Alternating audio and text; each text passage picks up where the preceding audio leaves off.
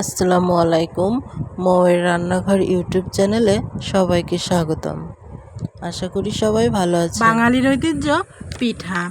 আজকে আমি তৈরি করে দেখাবো চিতই পিঠা। পিঠাগুলো হবে খুবই নরম, ফুলকো ও অসংখ্য ছিদ্রযুক্ত। যারা অনেক চেষ্টার পরও পারেননি তারাও পারবেন ইনশাল্লাহ। পারিব না এ কথাটি বলিও না আর, কেন পারিবে না তাহা ভাবো একবার। আসুন তবে দেখে নেই চিতই পিঠা কিভাবে বানাবেন।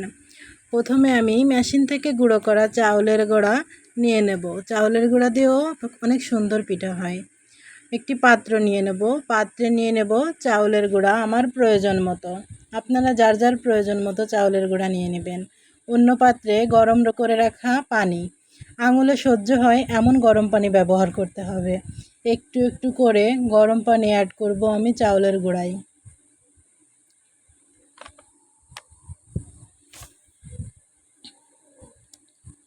তারপর দিয়ে দেব আমি স্বাদ মতো লবণ। আমি হাত দিয়েই মেখে নেব। বাঙালি তো হাত দিয়েই কাজ করতে বেশি পছন্দ করি, তাই আমি হাত দিয়েই বেটারটি মাখিয়ে নেব। আস্তে আস্তে করে মাখিয়ে নিতে হবে, যাতে ভিতরে একটা দলাও না থাকে। এভাবে ঘন করে বেটারটি আমি গুলিয়ে নেব। দেখেন, বেশি ঘনও না বেশি পাতলাও না, হাত দিয়ে দেখে নিতে হবে। হাতে যদি এভাবে এতটুকু মেখে থাকে তাহলে বুঝবেন যে গোলাটা পারফেক্ট হয়েছে। ওদিকে আমি চুলায় দিয়ে দেব পিঠার ছাঁচ গরম করে নিয়ে এবার একটু একটু করে বেটার ছাঁচে দিয়ে দেব।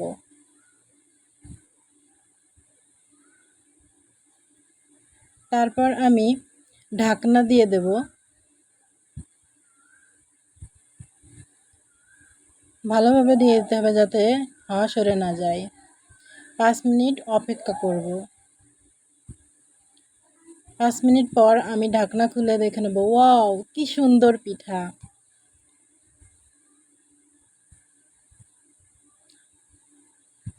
এবার আমি কাঁচি দিয়ে সুন্দর করে উঠিয়ে নিব। আপনারা বাসায় ট্রাই করে দেখবেন, অনেক সুন্দর হবে পিঠাগুলো।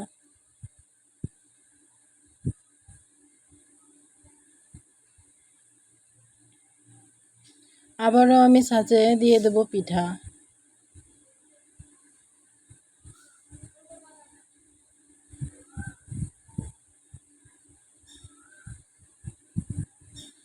আবারও ঢেকে দেব।